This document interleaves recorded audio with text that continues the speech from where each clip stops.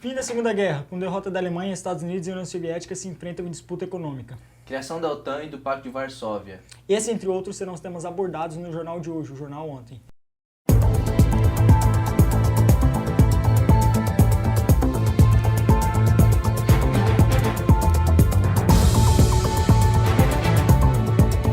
Bom dia, boa tarde, boa noite. Eu sou o João Paulo. E eu sou o Edward. E está começando agora o Jornal Ontem. Com o fim da Segunda Guerra Mundial, em setembro de 1945, os Estados Unidos apresentam o capitalismo e a União Soviética demonstra o socialismo. As duas potências que estavam aliadas na Segunda Guerra estão em conflito, dando início à Guerra Fria no ano de 1947 e criando um mundo bipolar. Os dois países se ameaçam, porém nenhuma das partes toma a frente. Os Estados Unidos têm vantagem, pois demonstram o seu poder bélico com as explosões de duas bombas atômicas, a Little Boy em Hiroshima e a Fat Man em Nagasaki, durante a Segunda Guerra Mundial. Mas essa desvantagem bélica que os Estados Unidos têm está prestes a acabar, com a União Soviética criando suas próprias armas nucleares em 1949. Sobre o mundo bipolar, os Estados Unidos criou o Plano Marshall, que foi feito para ajudar os países europeus aliados que estavam desestabilizados depois do fim da Segunda Guerra Mundial e que começou a ser implantado em 1948. Como resposta ao Plano Marshall, a União Soviética criou o Conselho para Assistências Econômicas Mútua, o Comecon, que servia também como um amparo para reestruturar economicamente os países do leste europeu afetados, também pela Segunda Guerra Mundial. Em 4 de abril de 1949 é assinado a Organização do Tratado do Atlântico Norte, a OTAN, que é uma organização militar feita para defender os países capitalistas da expansão do comunismo e acabando com qualquer possível ataque da União Soviética contra seus países membros. Como reação, a União Soviética criou em maio de 1955 o Pacto de Varsóvia, que tinha o apoio de países socialistas e tinha o mesmo modo operante de seu rival. É através de organizações como essa que é possível perceber a divisão do mundo bipolar entre capitalismo e socialismo. Vamos agora com Adriel Borel para falar sobre a previsão do tempo. Ô meu guri, bota os casacos pra fora que vai fazer frio demais, meu.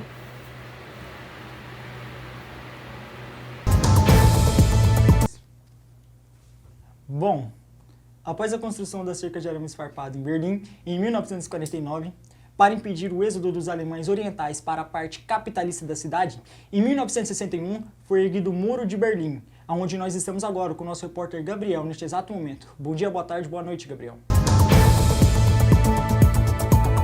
Bom dia, boa tarde, boa noite, João Paulo. Estamos aqui em Berlim, que depois que foi dividido em 4 zonas pelos países ganhadores da guerra, estamos em um processo bem difícil com construções do muro.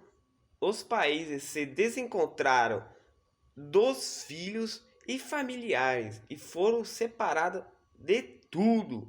Isso para impedir que os alemães fossem para a parte capitalista da cidade, continuação no socialismo. Muito obrigado, Gabriel. Vamos falar agora sobre a corrida armamentista. Após a Segunda Guerra, os dois países continuaram criando armamentos cada vez mais potentes e mais tecnológicos, fazendo com que a população de todo mundo ficasse com medo.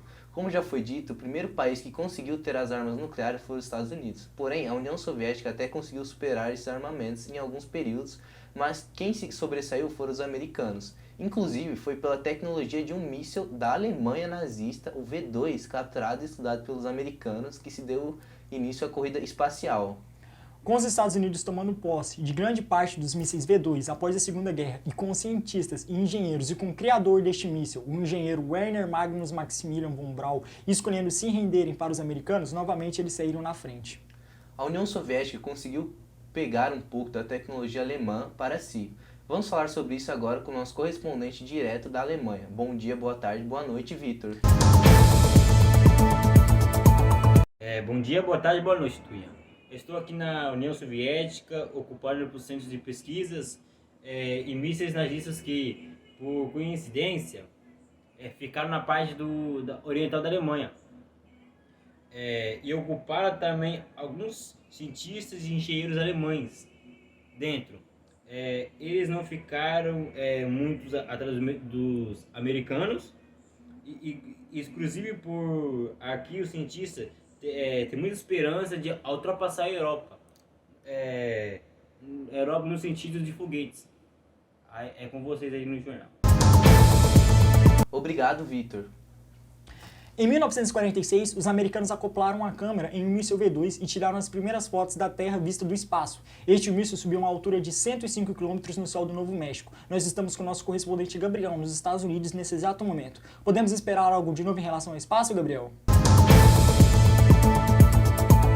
Por aqui, o time de pesquisa Volbrau estão desenvolvendo uma próxima geração de foguetes que eles chamarão de Redstone. Pelo que parece inicialmente, este foguete estão sendo desenvolvido para levar bombas em distância de até 320 km, mas eles também estão mandando moscas que voltarão vivas para estudar os efeitos da radiação em altitudes. Eles tentarão mandar macacos e camundongos também, porém eles não tiveram a mesma sorte que as moscas e morreram. A União Soviética tomou vantagem quanto a isso, pois eles conseguiram mandar 2 cachorros ao espaço, fazendo eles voltarem com vida. Lembrando que todos os animais que foram mandados para o espaço até agora não entraram em órbita, apenas foram e voltaram. Foi quando os dois países se deram conta que eles poderiam usar esses foguetes para levar objetos ao espaço que a corrida espacial estava oficialmente iniciada. Em 1995, o governo americano se pronunciou dizendo que pretendia lançar um satélite entre 1957 e 1958. 4 dias depois, os soviéticos também se pronunciaram dizendo que iriam lançar um satélite, mas não especificaram a data.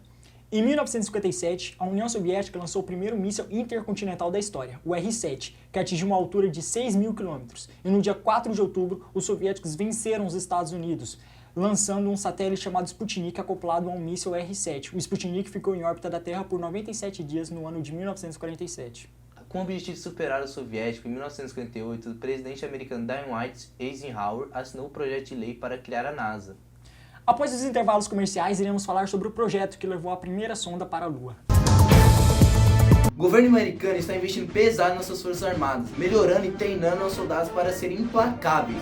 Com a crença de toda a população, iremos vencer esse difícil período, pois estamos preparados para todo e qualquer tipo de ataque soviético contra a nossa nação. O governo soviético também está investindo pesado em forças armadas, melhorando e treinando nossos soldados para serem implacáveis.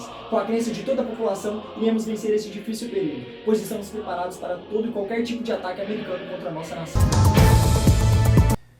Em setembro de 1959, os soviéticos lançaram o Luna 2, que é sucessor do projeto Luna, e conseguiram mandar a primeira sonda para a Lua. Menos de 2 meses depois, eles mandaram o Luna 3, que tirou fotos do lado de trás da Lua. Em 12 de abril de 1961, a União Soviética mandou o primeiro homem ao espaço, o astronauta soviético Yuri Gagarin, que completou o voo de menos de 2 horas e retornou em segurança. Os Estados Unidos também tentaram mandar sondas para a Lua com o projeto Ranger, mas todas as tentativas falharam, fazendo assim com que eles mudassem o foco para, ao invés de mandar sondas para a Lua, eles queriam também mandar um homem para o espaço, igual seu rival fez. Os americanos criaram então o programa Mercury, que mandou o primeiro astronauta americano, Alan Shepard, para o espaço. Esse voo foi bem inferior ao da União Soviética, porém para os Estados Unidos já estava de bom tamanho. A União Soviética está bem à frente dos americanos, mas é justamente nesse período que é eleito o presidente dos Estados Unidos, John Kennedy, que foi motivado pela chegada da União Soviética ao espaço e anunciou em maio de 1961 que até o final daquela década os Estados Unidos iriam mandar o homem para a Lua. Entre julho de 1961 e junho de 1963, os dois países mandaram um total de 10 missões tripuladas para o espaço, sendo a última dela a Vostok 6, da União Soviética, que mandou a primeira mulher para o espaço, a astronauta Valentina Tereskova. Em setembro de 1963, o presidente americano John Kennedy fez uma proposta na ONU que ninguém esperava. Ele sugeriu que os Estados Unidos e a União Soviética se unissem para chegar à Lua juntos, porém, com o assassinato de Kennedy, essa possibilidade foi extinta. E em 16 de julho de 1969, os Estados Unidos fazem o lançamento da missão Apollo 11 e em 20 de julho, os astronautas pousaram em segurança na Lua, vencendo a corrida espacial. Enquanto a corrida espacial estava acontecendo, em 1962 aconteceu a crise dos mísseis em Cuba, quando foi descoberto a construção de uma base de mísseis soviéticos em Cuba com a possível intenção de atacar os americanos. Este período de tensão diplomática entre os dois países durou 13 dias e ficou conhecido como os 13 dias que abalaram o mundo. Felizmente, nada aconteceu. Os dois países nunca se enfrentaram diretamente, porém sempre estavam presentes em conflitos. Eles se enfrentavam dentro de outras guerras. As guerras da Coreia e do Vietnã são um exemplo desses conflitos. Na Guerra da Coreia, a União Soviética dominava a Coreia do Norte com o socialismo e quis expandir seus territórios até a Coreia do Sul, que era capitalista. Foi nesse momento que os americanos interferiram defendendo seu aliado. Esta guerra durou de 1950 até 1953, com o estabelecimento de uma fronteira entre as Coreias. Na Guerra do Vietnã, que durou de 1964 a 1973, o objetivo era reunificar o país, que estava dividido entre o Vietnã do Norte socialista e o Vietnã do Sul capitalista. Nessa guerra, a União Soviética saiu vitoriosa e o Vietnã foi reunificado sob o socialismo. Depois de tantos conflitos indiretos e de tantas corridas, a Guerra Fria chega ao seu fim simbólico em 1989, com a queda do Muro de Berlim. Foi derrubado por manifestações de populações insatisfeitas com aquela situação. Nós temos dois repórteres em diferentes pontos de Berlim para falar um pouco sobre como está a situação após a queda do muro. Vamos falar o primeiro com o Gabriel? Estou mais perto do muro. É a situação aqui, você percebe reencontros, choros, risos. São muitas emoções, Dunha. Vamos agora com o Vitor. Estou junto ao governo soviético e o clima aqui é desespero e falta de controle.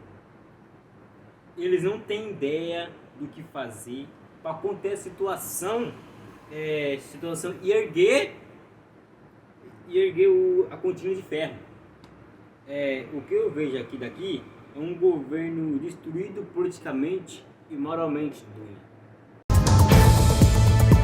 Hoje, dia 26 de dezembro de 1991, é oficialmente o fim da Guerra Fria, com a desintegração da União Soviética, que sofre com crises econômicas e políticas sociais. Com os Estados Unidos saindo vitorioso, neste período se dá o início da nova era ordem mundial. Esse foi o Jornal Ontem de hoje. Fiquem agora com o próximo Jornal do Dia. Obrigado.